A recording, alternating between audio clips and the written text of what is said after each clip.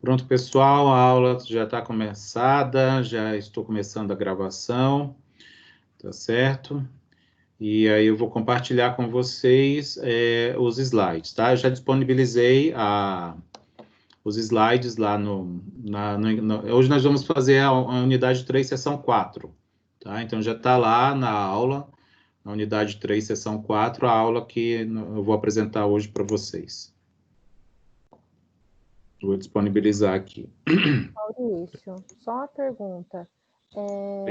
Como a gente não vai conseguir entrar na unidade 4, né, não vai conseguir concluir até a prova, na prova você vai colocar só o material que já foi estudado? Isso, eu só vou cobrar o que está na lista de exercício, tá? Tá bom. Só o que está na lista de exercício. Eu já disponibilizei a lista de exercício para vocês. Sim, Tá? Então, só vou só constar. em dúvida, se precisasse pesquisar alguma coisa, né, eu já ia anotar já para Não. É só o que está ali mesmo, tá? Na lista. Então, eu vou selecionar 10 questões ali da lista e vou colocar no AVA para ser a avaliação nossa. Tá bom, Maurício, obrigada. Então, vamos lá, gente. Então, tá aqui, já estou compartilhando o meu slide, tá bom? Deixa eu desligar aqui minha câmera e a gente começa. Hoje a gente vai falar, continuando a falar de estatística inferencial, a gente vai falar de teste de hipótese para uma média, mas agora na situação onde a variância populacional ela vai ser desconhecida, tá? Na aula passada a gente viu um teste de hipótese para média populacional, onde a variância populacional era conhecida e a gente fazia uso da distribuição normal. Hoje isso vai mudar um pouquinho, é mais ou menos parecido, mas tem esse detalhe que faz mudar a distribuição de probabilidade.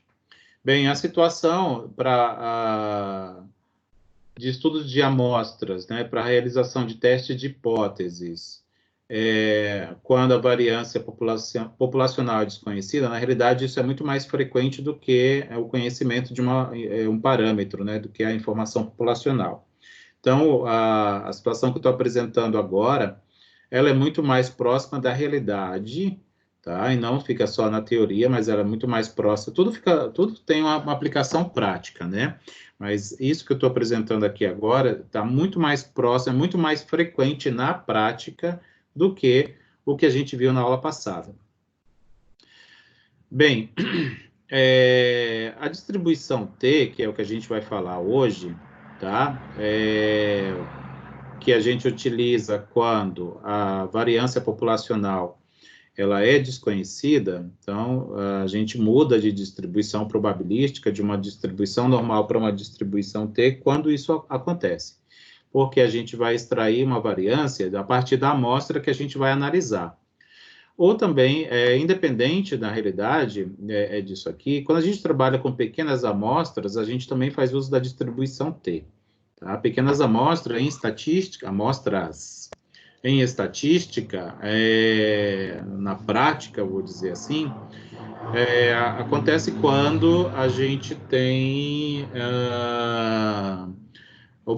30 observações ou menos, na verdade, menos que 30, tá? Quando a gente tem 30 valores, 29 valores, tá? 29 valores para menos, a gente considera isso como uma amostra grande. Pequena, desculpa. E aí a gente faz uso da distribuição T. A distribuição T, contando um pouquinho da história dela, ela foi produzida por esse cara aqui, chamado William Seeley Gosset. Tá? Isso foi lá em 1908, então já faz um bom tempo. Tá? Ele era um químico e também estatístico, e ele era funcionário de uma cervejaria, da Guinness, né? A Guinness que existe até hoje, né? Ele era britânico, né? Se não me engano, a Guinness fica na Irlanda, se eu não me engano. E ele era funcionário dessa cervejaria. E nos estudos dele dentro da cervejaria, ele produziu, um dos estudos dele produziu essa distribuição de probabilidade chamada distribuição T de Student. Por que é T de Student? Porque ele usou esse pseudônimo no momento que ele publicou o trabalho de divulgação da distribuição de probabilidade. Ele não quis se identificar e ele se chamou de Student, tá? Então ficou T de student. Hoje em dia a gente chama muito de distribuição T, tá? Quando ele construiu essa distribuição probabilística, ele fez uma suposição muito, como eu posso dizer, muito pesada, muito rígida, que ele supunha que os dados que eram regidos por essa distribuição de probabilidade eram oriundos originalmente da distribuição normal. Tá? Então, isso aqui é uma suposição muito forte, mas, enfim, na prática isso funciona. Então, tá aqui, estou fazendo meio que um comparativo do que a gente viu na aula passada com o que a gente vai ver hoje. Tá? Então, na aula passada, a gente estudou essa estatística de teste aqui, que era a estatística Z, oriunda da distribuição normal, e ela era usada para testar hipóteses quando a gente tinha variância populacional conhecida. A partir de agora, a gente vai ter uma outra estatística de teste, chamada estatística T. São parecidas, percebam, ó, que até o numerador da razão ele é igual. Ó. X barra menos mi, X barra menos mi. Embaixo raiz quadrada, embaixo raiz quadrada. O que difere é exatamente esse elemento aqui, ó. Esse var de x, na realidade, está se referindo à variância amostral. Esse sigma ao quadrado se refere à variância populacional. O N é o tamanho de observações que a minha amostra contém. Então, nesse caso aqui, a gente faz uso tá, dessa estatística T, quando a gente está usando a distribuição T por conta dessa situação, quando a variância populacional é desconhecida. Então, no livro de vocês, isso aqui foi um desenho meu, tá? Por isso que está feio assim. Então, eu estou construindo, percebam que é uma curva muito parecida com a curva normal, em forma de sino, simétrica aqui no seu eixo central, que é onde se localiza a média da distribuição, tá? E aí, assim como a distribuição normal, ela também possui uma tabela, tá? Tem valores tabelados para a gente poder trabalhar, tá certo? A diferença é que aqui a gente vai usar um outro elemento, tá? Para a tabela da distribuição T, que a gente chama de graus de liberdade. Tá? Então, a gente vai ter na primeira coluna, não mais aqueles valores para Z, mas a gente vai ter agora valores para os graus de liberdade da distribuição. Já mostro para vocês como a gente obtém. Aqui na primeira linha da tabela, essa tabela ela vai até muito mais valores, tá? Que eu estou mostrando aqui só até 5 graus de liberdade, e para alguns valores de probabilidade. Esses valores aqui estão apresentados em percentuais, tá? Mas, na realidade, é mais comum serem apresentados em valor decimal, fora do percentual.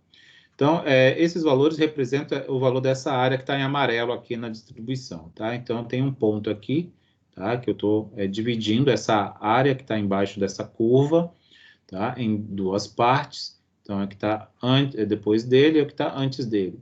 O que está antes desse ponto de corte aqui é essa área que está em amarelo, que vai ser representado por uma dessas probabilidades aqui apresentadas na primeira linha dessa tabela. E aí, esse número que está aqui, ó, no corpo da tabela, é o valor que a gente chama disso aqui, tá? É o valor do eixo, tá? É o valor do percentil da distribuição. É o valor que faz essa divisão dessa área. Os graus de liberdade, eles vão estar diretamente associados com o tamanho da minha amostra. Então, está aqui, ó, Ni, isso é uma letra grega chamada Ni, que refere aos graus de liberdade. Grau de liberdade é o número de desvios. Desvios é a diferença do valor observado menos a sua estatística central, no caso, em geral, é a média, tá? Em relação à média. E são os desvios que não estão relacionados, eles são livres. Tá? Como a gente chama, em geral, eles são livres. Então, dos N desvios possíveis de serem calculados a partir de uma amostra, N-1 deles serão livres, tá? Não terão relação entre si. Então, isso é uma forma grosseira de definir graus de liberdade, mas na prática é isso aqui, N-1. Tamanho da minha amostra, -1, vai ser o valor dos meus graus de liberdade, que vão ser sempre dados aqui por essa primeira coluna. Por exemplo, se eu tiver uma amostra de tamanho 6, os graus de liberdade do meu estudo aqui vai ser 6 menos 1, que vai ser 5. Então, eu teria que olhar aqui nessa linha e vai ser um desses valores aqui que eu estarei procurando, a depender da probabilidade que eu quero utilizar. Ó, a tabela que está no nosso livro é a continuação, tá? É a continuação dessa tabela anterior.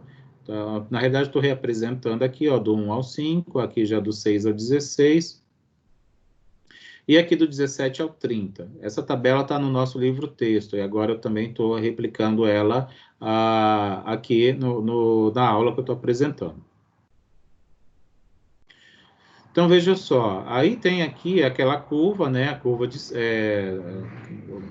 não chega a ser uma gaussiana, mas ela é muito próxima, tá, de uma curva gaussiana. Toda vez é isso, é só eu começar a dar aula aqui na rua de casa, começa a passar esses motoqueiros fazendo barulho.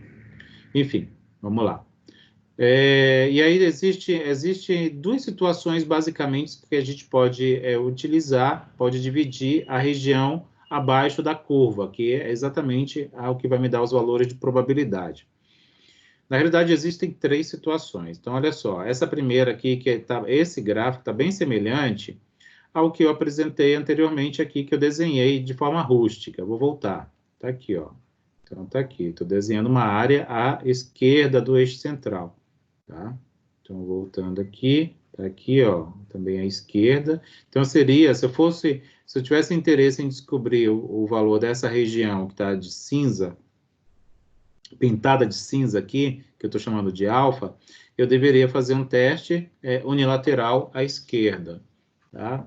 Se eu fosse usar, se eu quisesse, na realidade, identificar o valor da área lá da outra cauda, da minha curva, abaixo da minha curva, eu teria que utilizar um teste unilateral à direita, tá? Então, e quando eu tenho duas regiões, eu poderia ter aqui, que eu não trouxe o gráfico, mas se eu tivesse duas regiões aqui, como é um gráfico simétrico também em relação ao seu eixo, se eu tivesse uma segunda região aqui pintada de cinza como essa aqui, se ela tivesse aqui, elas teriam o mesmo tamanho, porque esse gráfico ele também é simétrico em relação ao seu eixo central.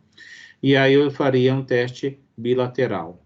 Isso aqui a gente viu na aula passada, hoje a gente vai ver de novo um exemplo de teste bilateral e um exemplo de teste unilateral com uso de região crítica, para fazer tomada de decisão a partir de teste de hipóteses.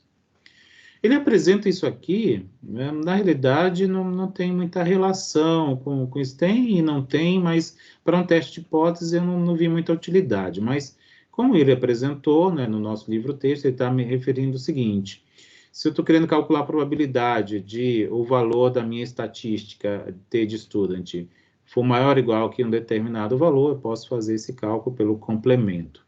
Então, é o 1, que é o total, então é o conjunto maior, eu retiro aquilo que não me interessa, né? Então, são os valores menores ou iguais, e aí eu vou sobrar exatamente aquilo que eu estou buscando. Esse tipo de cálculo é o que a gente chama de complementar, ou complemento de conjuntos, tá? Vocês podem...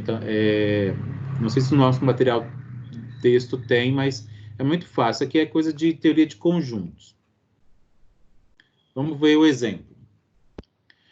Olha, tem uma variável x, tá? Então, a minha variável aleatória, estou representando por x, está dizendo que ela tem distribuição normal com uma média μ e uma variância sigma 2. Então, lembra lá que eu disse que a distribuição T de student considera que os dados são oriundos de distribuição normal, e a gente já está mostrando isso aqui no início do exemplo, tá? Para poder fazer uso da distribuição. Então, essa variável x, ela está sendo estudada em uma determinada população. Vamos supor que seja a idade média de usuários de um plano de saúde, que eu acho que, inclusive, foi o que eu usei como exemplo na aula passada, né? Na realidade, estou retomando aquele exemplo que eu utilizei da aula passada. Lembra que a gente estava verificando... A gente tinha 2 grupos de pesquisadores, onde um deles dizia que a média de idade era de 55 anos, uma parte desse grupo. A outra parte dizia que a idade real, né, média, era de 50 anos, então a gente estava tentando verificar qual grupo estava certo. Exatamente isso que a gente vai fazer agora. Só que a gente vai desconsiderar ou vai considerar que a variância populacional seja desconhecida nesse caso aqui, para a gente poder fazer uso da distribuição T. No intuito de pôr à prova, essas suspeitas, os decidiram, né, os pesquisadores que estão avaliando a situação para fazer tomada de decisão, decidiram fazer testes para identificar qual que é a suspeita correta, se a idade média é 55 ou se ela é 50.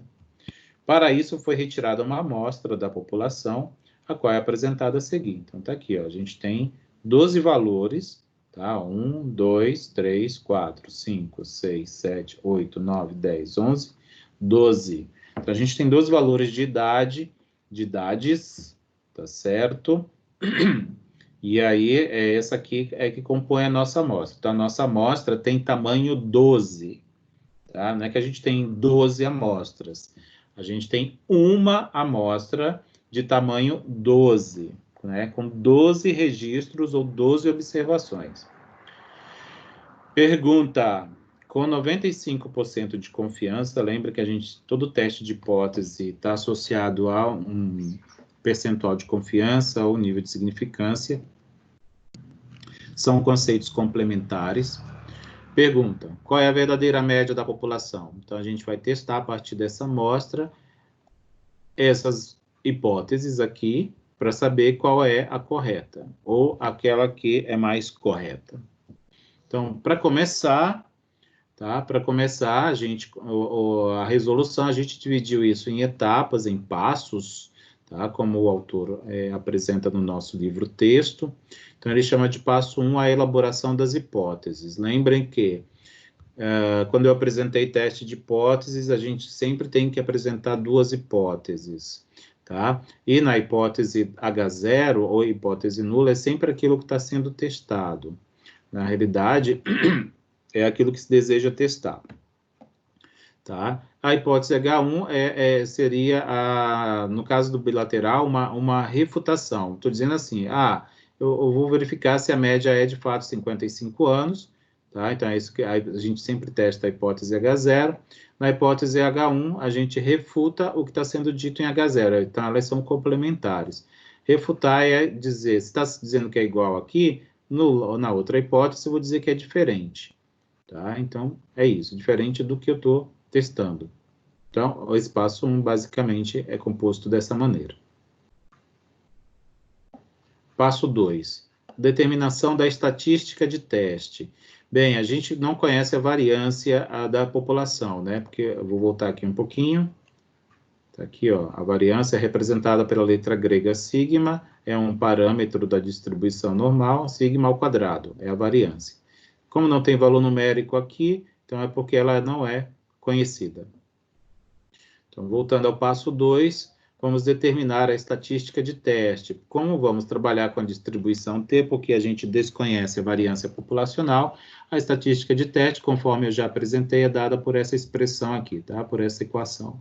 T, que é a minha estatística de teste, vai ser igual a uma razão entre a diferença da média amostral menos a média populacional que eu estou testando, né? Sob a minha hipótese nula, ela, por enquanto, até que se diga o contrário, ela é a minha média populacional, dividido aqui por uma raiz quadrada da variância da minha amostra X, isso dividido por N, que é o número de observações que a amostra contém, ou registros. Isso porque a variância populacional é desconhecida, como eu já disse. Então, a gente já associa o número de graus de liberdade. Se a gente tem 12 registros ou 12 observações de idade na minha amostra, os graus de liberdade vai ser sempre esse total menos 1.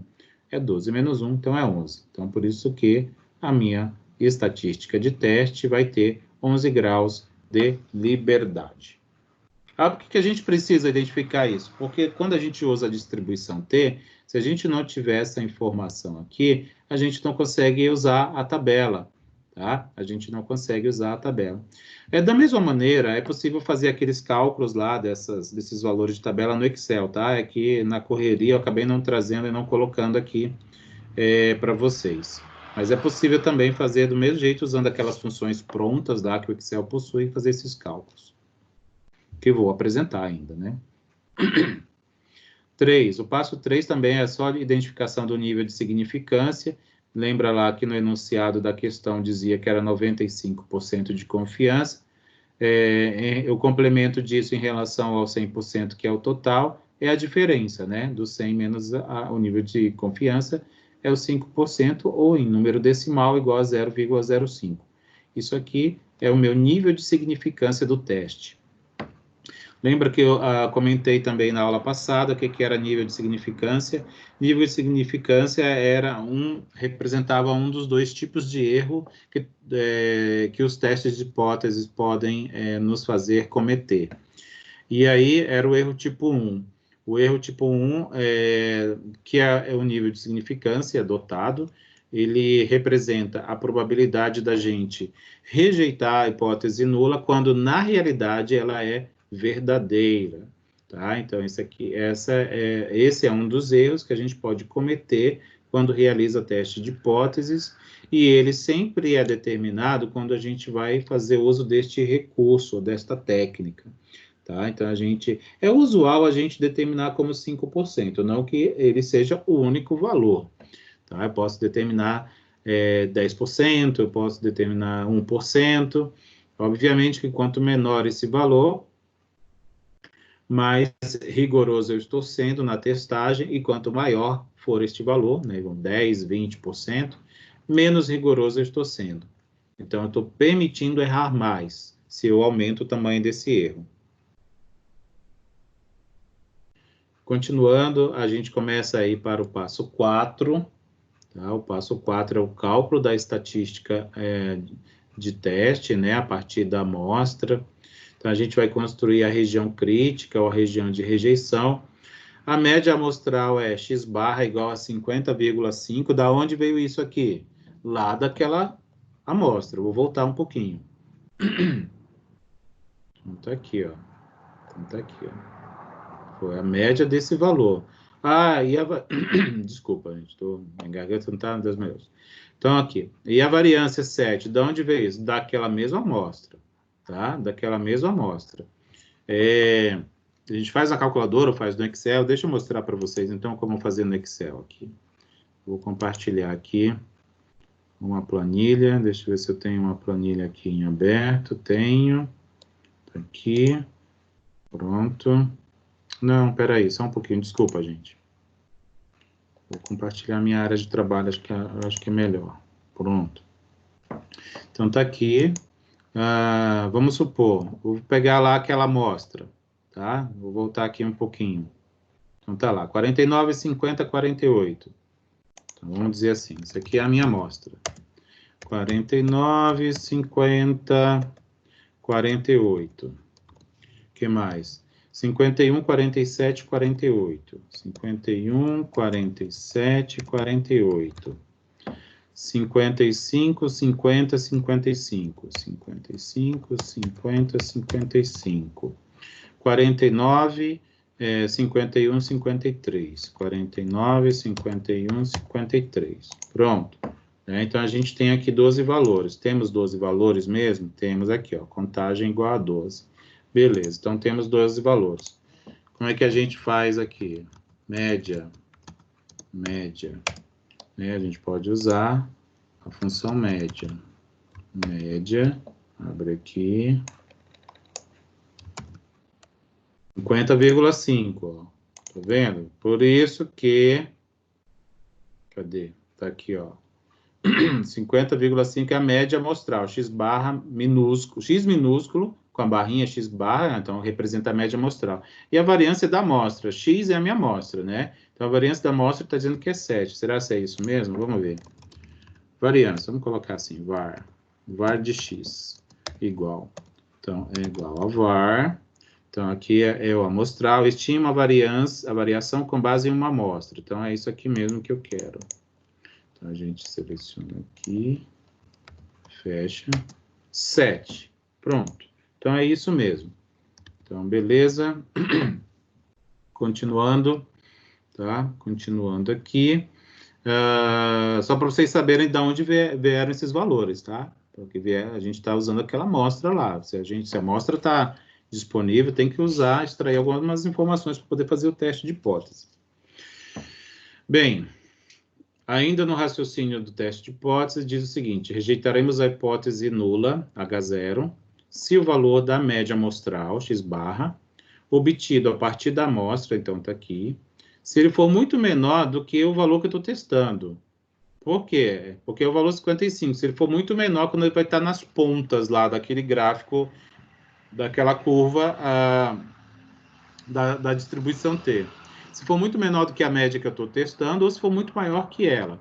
Então, fica assim, ó. Toda a região crítica, a gente sempre coloca a região crítica como nas pontas, na cauda, né? Mais na cauda daquela curva, porque são os valores extremos, eles ficam distantes do centro de onde eu estou testando. Eu estou testando média. Média a gente está considerando que é central. E aí, por ser uma distribuição simétrica, realmente a média fica no centro. Então, tá aqui. O que eu estou dizendo com esse monte de letrinha aqui? Estou dizendo o seguinte: a região crítica ou região de rejeição, ela vai ser igual quando a média amostral, x barra, pertencer ao conjunto dos reais, ou seja, ela vai ser um número qualquer do conjunto dos reais, tal que essa média amostral vai estar muito menor ou igual, que um valor x barra de C1, esse C1 vai ser identificado lá na distribuição T, ou então, quando essa média amostral for maior ou igual que um outro valor x barra de C2, que vai estar lá na parte superior, na cauda direita da curva. Então, é isso. Então, isso a gente tem que descobrir quais são esses valores, para poder saber que a partir de onde a média vai estar na cauda esquerda, da parte de rejeição da cauda esquerda da curva, ou a partir de qual valor ela vai estar mais à direita desse ponto. Então, continuando, só repetir aqui, tá? Região crítica. Só fiz a repetição. Ainda estou no passo 4. Lembrando que meus graus de liberdade são 11. Por quê? Que é o número de registros que a minha amostra possui, 12 menos 1. Então, é 11. Então, 11 são meus graus de liberdade. Por que isso? Porque a gente vai precisar de olhar isso na tabela. Tá? Eu vou mostrar para vocês a tabela já.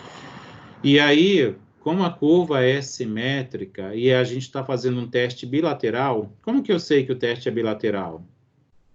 Voltando. Quando a gente constrói as hipóteses, está aqui, ó. Quando, na minha hipótese H1, tiver um sinal de diferente, eu estou construindo teste de hipótese bilateral. Quando isso acontece, a gente tem que dividir esse valor por 2, porque a gente vai ter duas regiões, onde cada uma vai ter a metade desse valor, que representa o nível de significância. Tá? Então, é importante saber isso.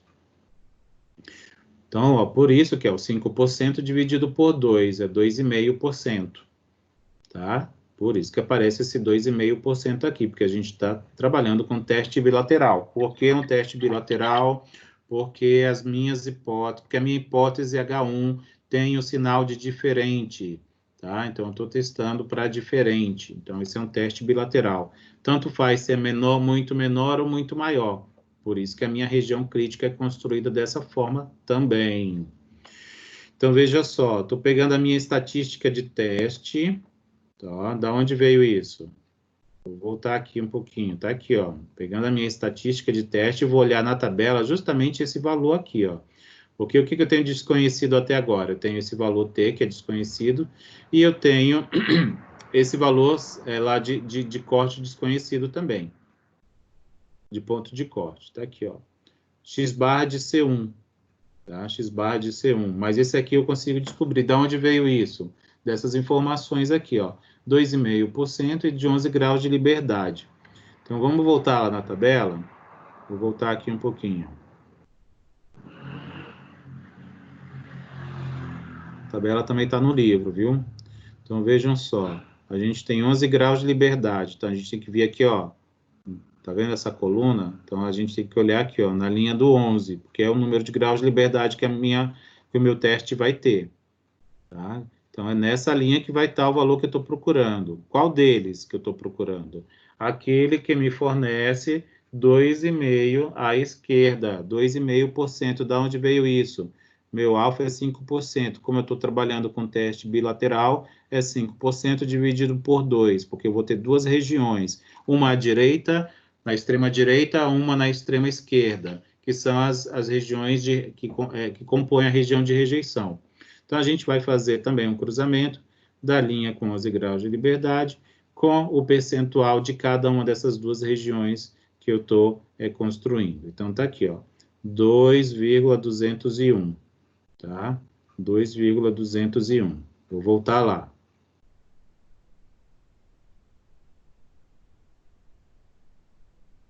Então, está aqui, ó, 2,201. Ah, mas por que que é negativo? Porque eu estou pensando na parte esquerda, na cauda esquerda. Toda vez que eu estiver falando da cauda esquerda, eu vou ter que utilizar valores negativos. É como se eu estivesse pensando na reta real, onde à esquerda do zero eu tenho sempre valores negativos, e à direita do zero eu vou ter sempre valores positivos.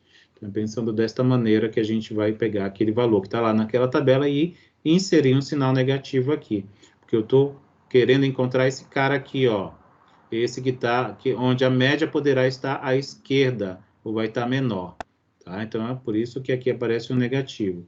Então, eu peguei lá a estatística de teste, né, o T, que agora eu já conheço, estou chamando de T1, menos 2,201, igual a essa média x barra de C1 que eu quero descobrir, menos a média populacional que eu estou testando, que é 55, dividido...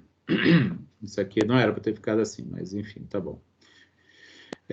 Raiz quadrada da variância populacional, que é 7, que a gente calculou, lembra que a gente foi lá no Excel calcular a variância da amostra, que deu 7, dividido por N, N é 12, minha amostra tem 12 observações. Continuando. O que fiz aqui? Ó? Peguei esse resultado, ó, 7 dividido por 12 é 0,583 aproximadamente. Então, continua dentro da raiz. Então, isso passou multiplicando quem estava lá, ó, que era menos 2,201. Então, é isso aqui, que vai ser igual ao que está aqui em cima da fração. X barra de C1 menos 55. E aí eu vou isolar o elemento que eu desconheço, que é a minha incógnita. Então, esse 55 negativo que está aqui, ele vem aqui para o outro lado positivo, que é o que acontece. X barra de C1. Tá? X barra de C1 fica sozinha, que é a minha incógnita. Então, eu vou ter 55 positivo menos, desse menos aqui, 2,201 vezes a raiz de 0,583. Essa conta toda aqui me resulta nesse número, 53,3. Então, meu x barra de C1 é igual a 53,3 que está aqui, ó. Então, eu vou substituir na região crítica esse x barra de C1 por 53,3.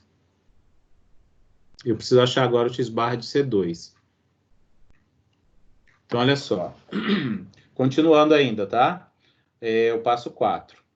Então, eu já descobri, ó, por isso que eu já substituí, ó, x barra, se o x barra for menor que 53,3, ele está na região crítica. Está na região crítica que eu tenho que rejeitar a hipótese H0. Mas eu preciso confirmar, preciso calcular esse outro cara aqui, né? Então, olha só, vou pegar o T2, aquele mesmo valor da tabela que a gente achou, só que agora eu estou no lado superior da curva. Então, eu estou aqui, vou estar aqui no lado superior, aqui ao lado inferior é sempre negativo, a partir da média, e aqui é sempre positivo a partir da média. Então, ó, agora eu considero o valor positivo, que vai ser igual exatamente àquela estatística de teste. X barra de C2, que é o quem eu quero encontrar, menos a média que eu estou testando, que é o 55, dividido pela raiz quadrada da variância da minha média amostral, que é a variância da amostra, né, que é 7, que a gente já calculou, dividido pelo número de observações, que a gente também tem 12 valores. 7 dividido por 12 é 0,583, então é raiz de 0,583. Está dividindo depois do igual, a gente passa para o outro lado multiplicando. Quem tá do outro lado? Então é 2,201 vezes a raiz de 0,583. Igual, quem está aqui em cima, ó. quem está aqui em cima, que é o x barra de C2 menos 55. Agora eu já tenho uma equação e uma incógnita, e eu vou isolar a incógnita para descobrir o valor numérico dela. 55 está negativo aqui, ele muda de lado da igualdade, ele se torna positivo. Então está aqui, ó. X barra de C2 vai ser 55 mais, né? Quem estava do outro lado era tudo isso aqui. Então, eu estou só repetir aqui, 2,201 vezes a raiz de 0,583. Essa conta toda aqui, ó, é igual a 56,7. Então, eu achei o x barra de C2, que é 56,7. Então, agora eu tenho a região crítica completamente determinada. Se o x barra for menor ou igual a 53,3, ou se x barra for maior ou igual a 56,7, a minha média amostral pertence à região crítica, isso indicando que eu deverei rejeitar a hipótese H0, que é de média igual a 55. E aí eu desenhei aqui de forma rústica, né, para a gente entender como que todos esses resultados estariam no gráfico, se a gente fosse representar. Então, tem aqui a média que eu estou testando, ela está no centro, né? Estou testando a média de 55. Lembra que eu comentei, se a média for muito menor que 55, a média amostral for muito menor que 55, ou ela for muito maior que 55, a gente vai rejeitar a hipótese H0 de a média populacional verdadeira ser de 55. Então, olha só. 53,3 está aqui, eu estou dividindo a região aqui, ó, nesse ponto, 53,3. Por quê? Porque está aqui, ó, foi o valor que eu calculei. 56,7. Por quê? Porque também, ó, o valor que eu calculei aqui para o x barra de C2. Então, dividi em 3 áreas, né? Uma, essa que está em branco, 2, e essa outra que está em amarelo para cima, para a parte direita, 3. Tiver nessas partes amarelas aqui, correspondem à região crítica. E aí, lembrando que a nossa média amostral é igual a 50,5. É? Como? Não lembro. Só voltar aqui, ó. Tá aqui, ó. X barra igual a 50,5. Inclusive, nós calculamos isso aqui, ó. Né? Nós calculamos isso aqui. Então, tá aqui, ó. 50,5. Então, beleza, voltando aqui. Então, ó, 50,5 é menor que 53,3, né? Faz sentido se a gente pensar que essa reta aqui, ó, horizontal, é a reta real. Então, 50, esses valores menores sempre ficam à esquerda dos valores superiores a eles, né? Então, 50,5 tem que ficar antes do 53,3. Então, de fato, é menor. A média da amostra, que é 50,5, é menor que 53,3. Então, ela está aqui, dentro da região crítica, né? Em algum lugar, eu coloquei aqui porque foi o pontinho mais à esquerda que eu encontrei para colocar. Tá? Então, a média amostral está por aqui. Ela está na parte amarela do gráfico. Se ela está na parte amarela do gráfico, ela pertence à região crítica. E a consequência disso é que a gente rejeita a hipótese H0. Né? X barra, só, simbolicamente, é isso que está sendo dito. Como X barra pertence à região crítica, a gente decide, então, rejeitar H0. Rejeitar H0 é dizer que a média igual a 55 não é verdadeira. Né? Então, não é verdade isso que foi afirmado, que foi testado por essa técnica de teste de hipóteses. Né? O que a gente, em geral, os estatísticos, eles, para não se comprometerem muito, eles dizem o seguinte, isto é, há indícios suficientes que nos permitem refutar a possibilidade de a média populacional ser mi igual a 55. Então, na realidade, ele não afirma que a média não é 55. A gente só pode dizer que a média que a média não é 55, mas a gente não pode afirmar que ela é um outro valor, maior ou menor. A gente só pode dizer que ela não é 55, no máximo, né? Porque a gente tem indícios. Que a gente consegue, tem indícios, tá? Que a gente não, enfim, é um tanto sutil. E aí a gente vai testar agora por outro caso. Lembra que tinha um outro grupo dizendo que a média, na realidade, era 50? A gente testou para 55 e viu que não é 55. Vamos ver se é mais plausível essa hipótese aqui. Né? Essa hipótese aqui de média igual a 50 é mais plausível. Considerando os passos que a gente utilizou para executar o teste de hipóteses, tá? A gente começa sempre determinando as duas hipóteses do teste, né? A hipótese H0, ou hipótese nula, e a hipótese H1, ou a hipótese alternativa. Né? Então, o que a gente vai testar é exatamente isso, a média populacional igual a 50, que a gente escreveu aqui. Se eu estou falando que é igual, eu faço a refutação dela aqui. Então, eu vou dizer que a média populacional não é, né, ou seja, é diferente de 50. Se diferente de 50, me faz entender o tipo de teste que eu vou ter que utilizar, um teste bilateral também. Passo 2, determinação da estatística de teste. Como a gente está trabalhando com a estatística T, porque nós não conhecemos a variância populacional, então sempre que a gente desconhecer a variância populacional, a gente trabalha com a distribuição T, e aí vai usar a estatística de teste T, que é esta aqui, que está apresentada para vocês. Com 11 graus de liberdade ainda, porque eu estou utilizando a mesma amostra de 12 registros, 12 valores ou observações. E é sempre N-1 a quantidade de graus de liberdade que eu vou ter. Né? N-1, meu N é 12, 12 menos 1 é 11. Eu sempre tenho que calcular os graus de liberdade da estatística de teste, porque senão eu não consigo utilizar a tabela da distribuição T. O passo 3 é determinar o nível de significância. Como a gente está dentro do mesmo problema, o nível de confiança permanece 95.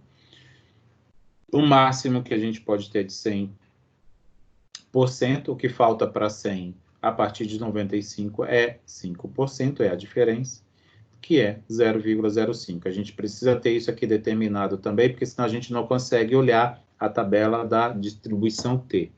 Por isso que isso tem que ser determinado também. O passo 4 sempre é o mais trabalhoso, né? Porque ele é a determinação da região crítica. Então, eu tenho que encontrar esse valor aqui, ó. A região crítica, sempre quando é um teste bilateral, é construída desse jeito. Média menor é igual que um valor, ou maior é igual que um outro valor. Então, quando a gente constrói a região crítica, a gente sempre tem que descobrir esses valores limites, que me mostram onde a região crítica começa, tá? A partir do ponto de onde começa a região crítica. Como a gente está trabalhando com a mesma amostra, a média amostral não mudou, a variância amostral não mudou, então são os mesmos valores, né? Então, a gente vai rejeitar a hipótese nula se a região crítica for deste jeito, se a média for muito... Aqui é 50, olha, eu esqueci de mudar, né?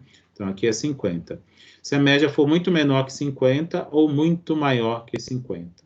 Tá? Então, aqui é 50, porque é o que a gente está testando agora, né? Lembra aqui, ó, vou voltar um pouquinho. Então, é isso, tá? Eu esqueci de mudar ali. Então, continuando, só repetir a minha região crítica, só que estou lembrando qual é o valor numérico dos graus de liberdade. Lembra que a gente está trabalhando com teste bilateral, por isso que a gente divide o nível de significância em 2, né? Exatamente ao meio, então é 5%, divide por 2 é 2,5%. Por que a gente precisa disso? Porque senão a gente não consegue determinar esse valor do T, aqui, ó, do T1 da estatística.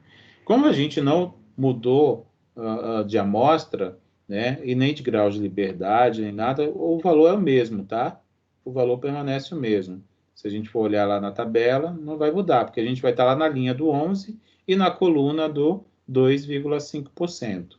Então, por isso que aparece aqui o mesmo valor. Como eu estou no T1, eu estou querendo calcular esse ponto aqui, na esquerda, na parte esquerda da curva, ou seja, antes da média que eu estou testando, eu sempre considero que esse valor de T ele é negativo, tá? E aí, aqui, a gente vai igualar com a estatística de teste, que é a x barra, de C1, no caso, que eu quero encontrar, menos a média que eu estou testando aqui é 50, né? Dividido pela raiz quadrada da variância amostral, que é 7, dividido pelo N, que é o número de registro, que é 12. Registros. que é 12. Seguindo, né, tem esse número aqui. Isso aqui é igual a 0,583, então é a raiz de 583, que estava dividindo aqui depois da igualdade, foi para o antes da igualdade, vai multiplicando. Quem está do outro lado? Igual a isso que está aqui no numerador. A diferença x barra C1 menos 50. Agora eu tenho uma equação com uma única incógnita, então ela tem solução, né? Então a gente vai encontrar o valor dessa incógnita desconhecida, isolando ela dos demais elementos numéricos. Então, tudo que é número, então esse número que está aqui, o 50, que está negativo, vai passar para o outro lado da igualdade. Quando ele passou para o outro lado da igualdade, o sinal dele trocou, né? E aí ficou 50 menos esse outro termo que estava ali. Então, menos 2,201 vezes a raiz de 0,583. Essa conta toda aqui me resulta aproximadamente em 48,31. Então, achei o x barra de C1, que a gente vai trazer para cá, né? A gente vai trazer para cá. Já trouxe, ó, 48,31, substituindo aqui na região crítica. Tenho ainda que achar esse outro ponto, né, para poder achar o ponto de limite da região, da parte superior da região crítica, tá? Do lado direito. Vou chamar de T2, né, igualar com a estatística de teste. Lembra que é 2,201 obtido lá da tabela T, tá? Lá da tabela T, com 11 graus de liberdade e o valor de probabilidade igual a 2,5%, porque é um teste bilateral e a gente divide a área em duas, tá? E aí achamos esse valor. Como a gente está na parte superior, o valor ele se torna positivo, né? Quando a gente estava lá na negativa, na parte inferior ele era negativo. Então, continuando aqui, tá? Eu tenho aqui, isso iguala com ao x barra de C2, que é quem eu vou ter que determinar, menos a média que eu estou testando agora, eu estou testando a média igual a 50, dividido pela raiz quadrada da variância populacional, que é, desculpa, a variância amostral, que é 7, e dividido pelo número o tamanho da minha amostra, que é 12, né? Minha amostra tem 12 observações. Essa conta 7 por 12 é 0,583. Está dividindo depois da igualdade, eu vou jogar para o outro lado, vai multiplicando quem está lá. Quem estava lá era esse cara aqui. Igual x barra de C2, né, que é o que está aqui antes, ó, aqui em cima no numerador. X barra de C2 menos 50. Agora eu tenho uma equação, de novo, e uma incógnita, então isso tem solução fácil. Isola a incógnita, ou seja, pega esse dado que está aqui junto, numérico, coloca para o outro lado, porque aí fica todo que é número num lado só. Está aqui minha incógnita, o 50 que estava negativo foi positivo, esse outro termo já era positivo, então vai somar tudo. Mais 2,201 vezes a raiz de 0,583. Esta conta inteira resulta aproximadamente nesse número, 51,68, né? Então, eu já encontrei o x barra de C2 e a minha região crítica fica completamente determinada desta maneira. Então, eu vou rejeitar a hipótese H0 se a média amostral for menor ou igual que 48,31 ou se a média amostral for maior ou igual que 51,8. Lembra qual era o valor da média amostral? 50,5. Aqui no centro, desenhando o gráfico, né? É sempre legal desenhar o gráfico para a gente poder enxergar e entender o que a gente está querendo, está construindo, né? A gente está construindo essas regiões embaixo aqui da curva, né? A curva, a gente está encontrando a região que é crítica e a região que é de aceitação. Aqui no centro sempre fica a média que está sendo testada, né? Então, se for muito menor que ela, ou seja, muito menor, está dentro desses valores muito menores, muito distantes dela.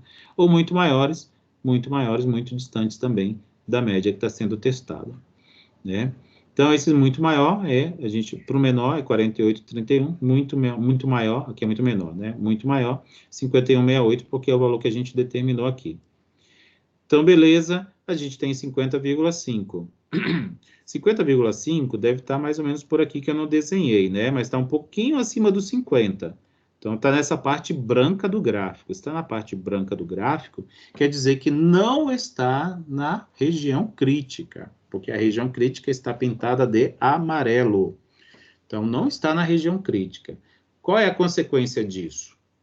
Né? O x-barra não pertence à região crítica.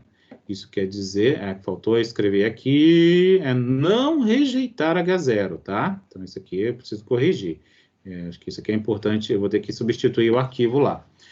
Decidimos não rejeitar H0, tá? H0 não é rejeitada porque a média amostral não está na região crítica. Isto é, não há indícios, aqui eu escrevi correto, não há indícios que nos permitem refutar a possibilidade de a média populacional ser igual a 50. Então, realmente, isso aqui não foi alterado, não é rejeitado. Isso quer dizer que é muito mais provável que a média populacional daquela população, de onde eu retirei aquela amostra, tenha uma média real igual a 50. Tá certo?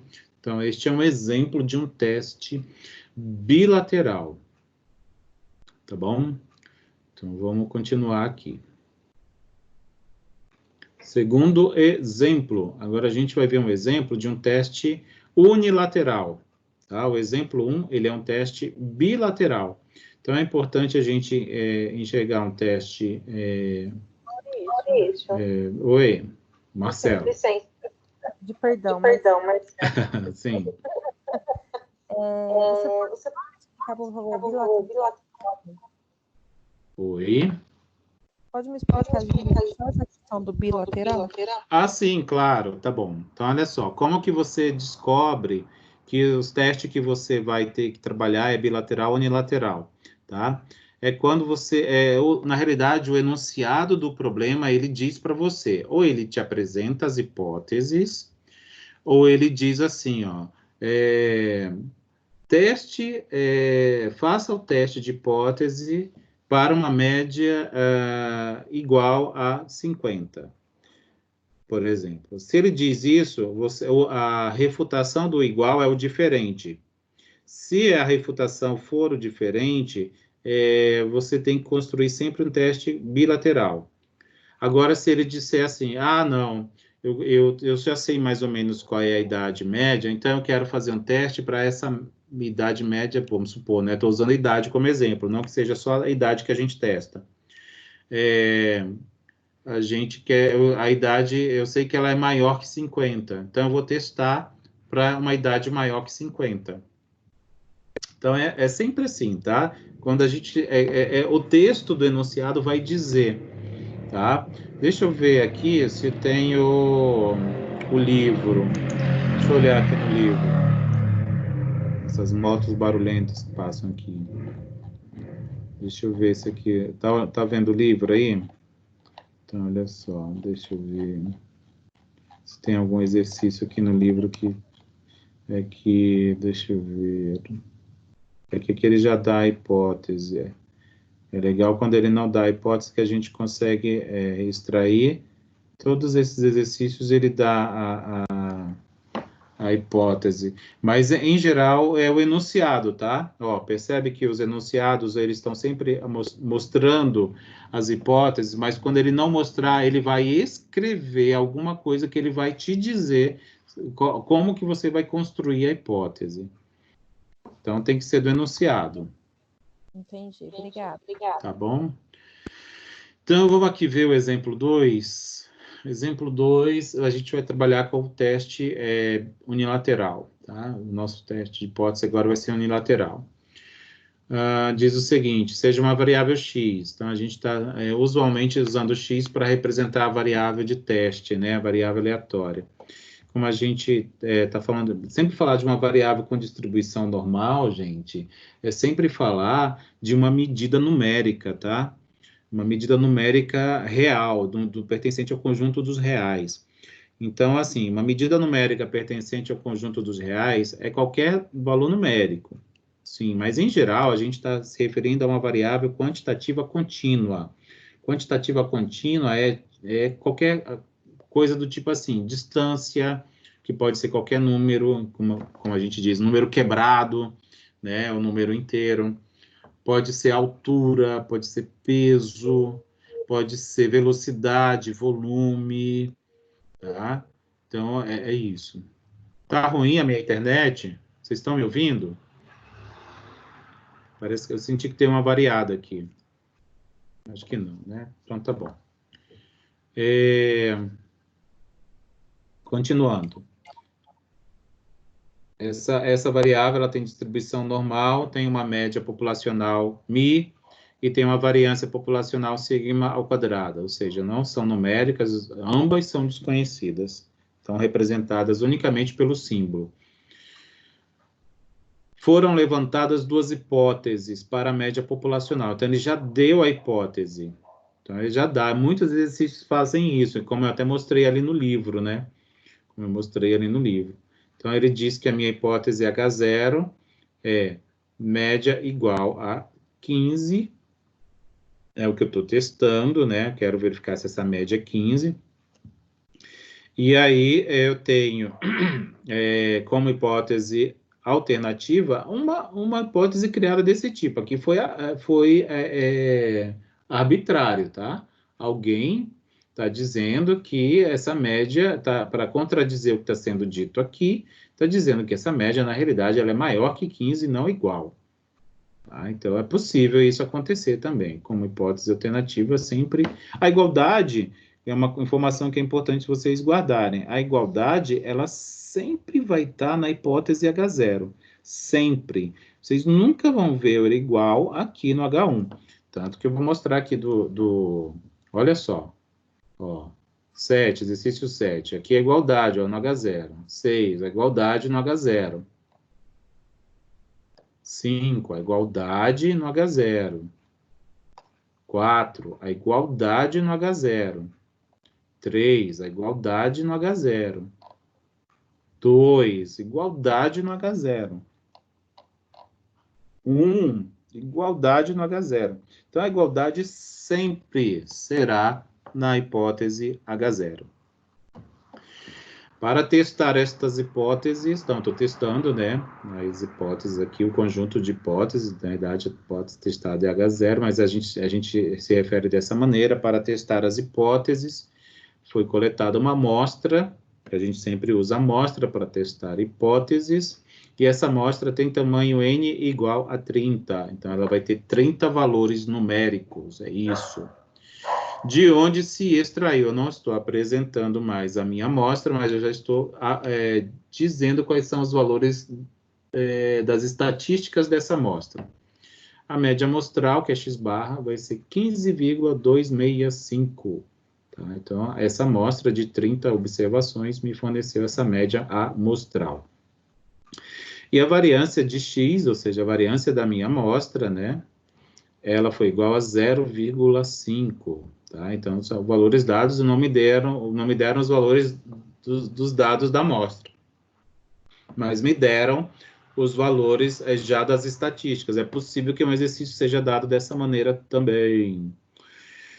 Com 95% de confiança, isso sempre é informado. Se não for o nível de confiança, vai ser informado o nível de significância, que eles são complementos. Então, se a gente não tiver um, a gente tem que ter o outro, senão a gente tem que estipular arbitrariamente, porque a gente não consegue fazer teste de hipótese se não souber qual o nível de significância. Tá? Então, é isso. Com 95% de confiança, é possível refutar a hipótese nula? Essa é a pergunta que eu vou responder. Né? Então, vamos lá. Seguindo aqueles passos apresentados pelo autor do nosso material. Né? Assim, deixa eu só comentar com vocês. Se vocês forem pegar outro livro de estatística, diferente do nosso livro-texto, vocês poderão, talvez, encontrar outros procedimentos de realização de teste de hipóteses. Tá?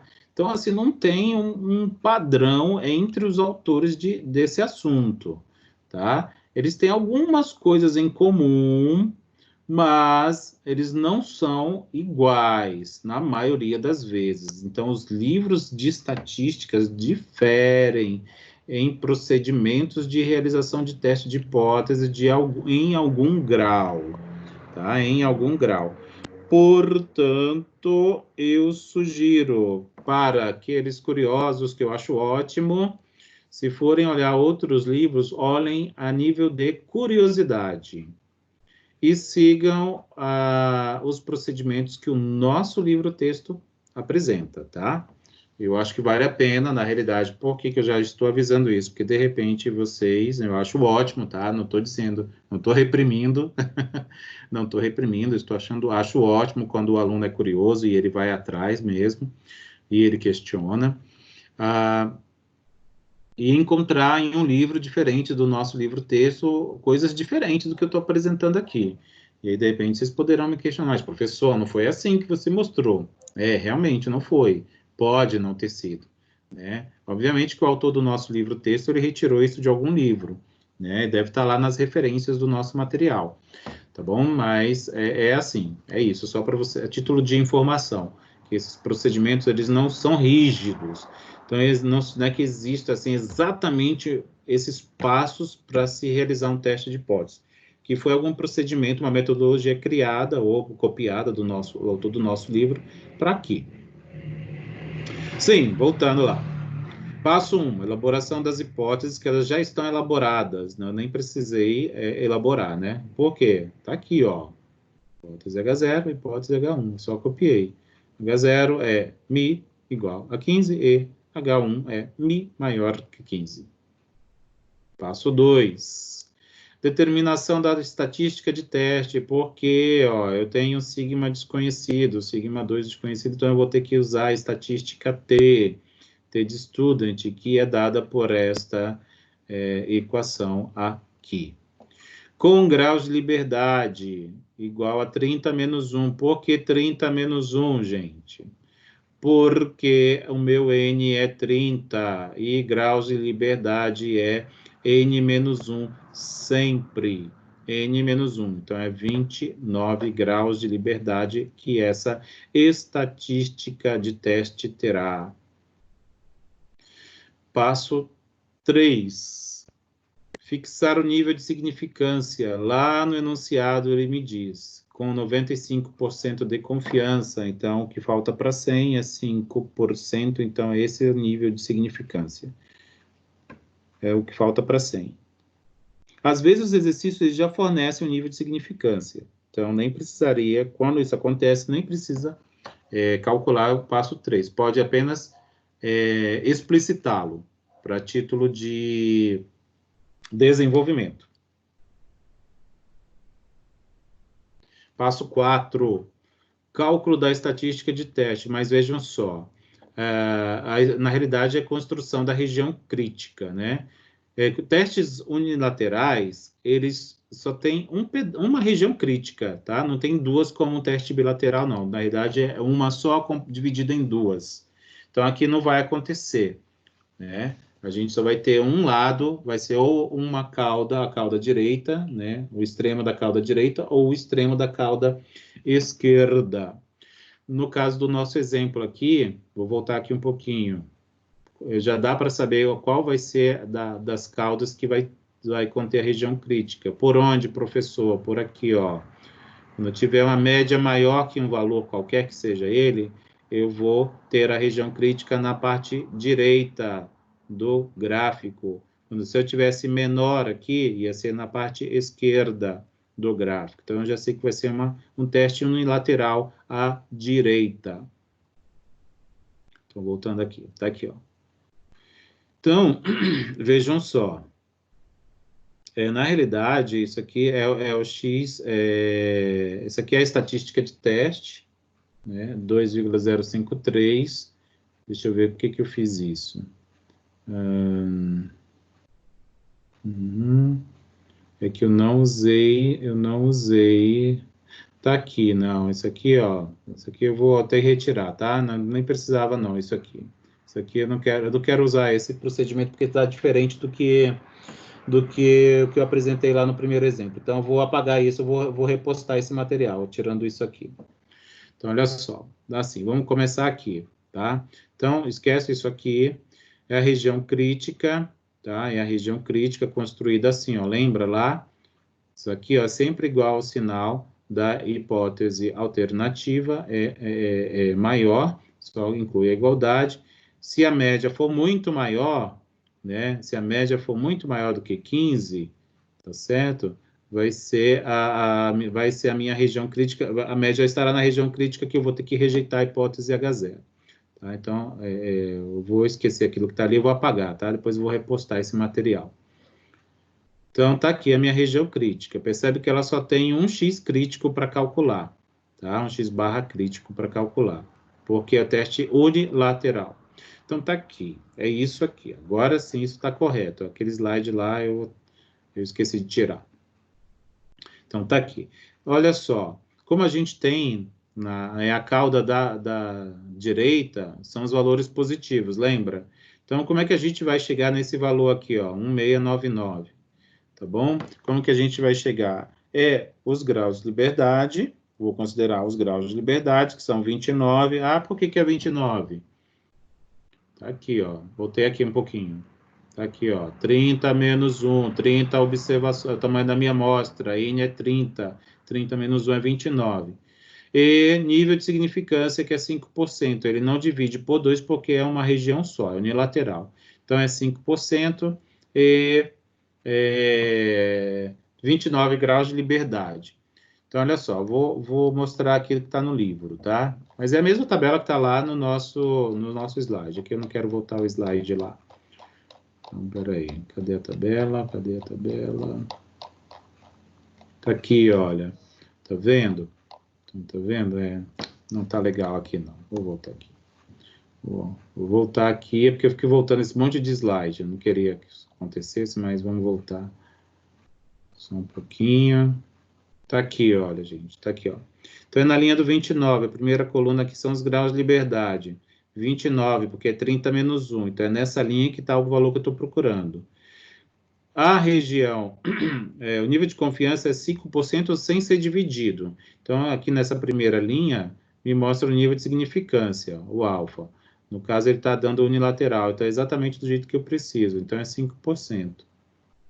Né? Então, é no 29, na última coluna, que é do 5%. Então, aqui, ó, 1699, 1699. Então, beleza, então é exatamente aquele valor que eu mostrei para vocês. Vou passar aqui esse monte de slide. Isso aqui dá uma tontura, né? Ficar passando e voltando. Tá aqui, ó. E como é a cauda à direita, é positivo, tá? Sempre que é a cauda da direita, esse número ele é positivo. Se fosse a cauda da esquerda, ele seria negativo. Então, beleza, comparo com a estatística de teste, né, adaptada para a região crítica. Então, essa média crítica aqui é que eu vou encontrar, menos o 15, que é a média que eu estou testando, média populacional que eu estou testando, dividido pela raiz quadrada da variância da amostra, que é 0,5. Da onde veio isso? Vou voltar aqui um pouquinho, vou devagar para ninguém ficar com tontura. Tá aqui, ó. Isso aqui eu vou tirar depois, tá? Variância de x é 0,5. Então, tá aqui. Dividido por n, meu n é 30. Então, beleza. Então, olha só.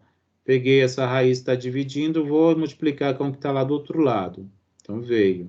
Esse 15 que está subtraindo aqui, vai por outro lado somando.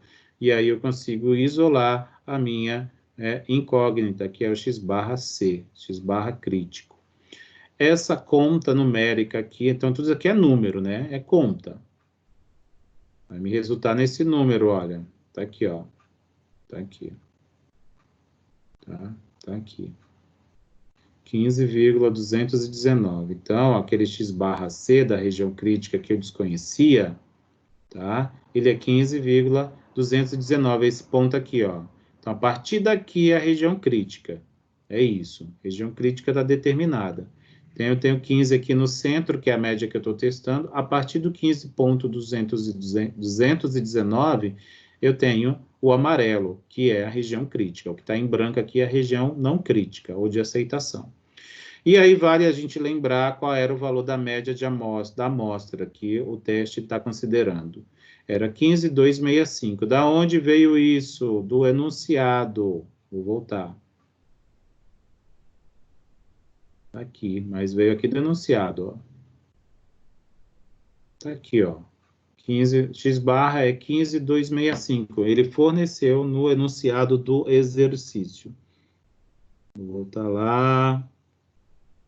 Vou devagar, tá aqui, ó. X barra 15,265. E aí, se o x barra estiver na região crítica, ou seja, se ele for maior, né, os valores maiores sempre estão à direita, for maior que o valor aqui da região crítica, ele estará na região amarela, vai estar, ou seja, vai indicar, né, vou ter indícios de que a hipótese H0 deverá ser rejeitada. E aí a gente compara, que eu coloquei aqui, né? Faltou eu colocar esse carinha aqui. Ele tá na realidade, bem aqui, né? 219 e o 265. O 265 está um pouquinho maior que ele, mas ele tá, né? Ele é maior. 15,265, que é a média da amostra, é maior do que esse valor aqui, ó, 15,219. Então, esse valor está na região amarela aqui, né? Desse eixo, né? Então, está na região amarela. Isso me indica que eu tenho indícios de que a hipótese H0 deve ser rejeitada, né? Eu vou refutar a possibilidade de a média ser 15. Lembra lá das hipóteses? Vou voltar aqui um pouquinho. O que está sendo testado? Então, a gente viu que o valor da média da amostra está na região de rejeição, então eu estou rejeitando isso que está aqui, ó. Rejeitando H0. Ou seja, estou rejeitando essa afirmativa aqui, essa afirmação. A média é igual a 15. A média não é igual a 15. Se não é igual a 15, para o nosso caso, ela vai ser maior que 15. Tá? Ah, qual é o valor maior que 15, professor? Não sei. Eu não tenho os valores populacionais. Eu só posso afirmar com a realização desse teste que ela não é 15 e que ela é maior. Só o que eu posso afirmar. Tá bom? Então, peraí, voltar aqui um pouquinho, tá ali, certo? Que nos afirma que a média refutar, né? Essa afirmação de que a média é 15. Eu estou refutando, ou seja, eu estou rejeitando, tá? Não, isso não é verdade. É isso, minha gente, tá certo? Tem muita informação, muita coisa aí para ser lida. Eu vou fazer essas correções que eu encontrei de erros aqui, tá? Daqui a pouquinho eu posto, e eu posto também. E eu posto também a gravação, tá? Eu posto também a gravação. Eu vou encerrar a gravação agora, e aí eu vou abrir para perguntas. E aí a gente também define a data, o local de onde estará disponibilizada a nossa avaliação remota, certo?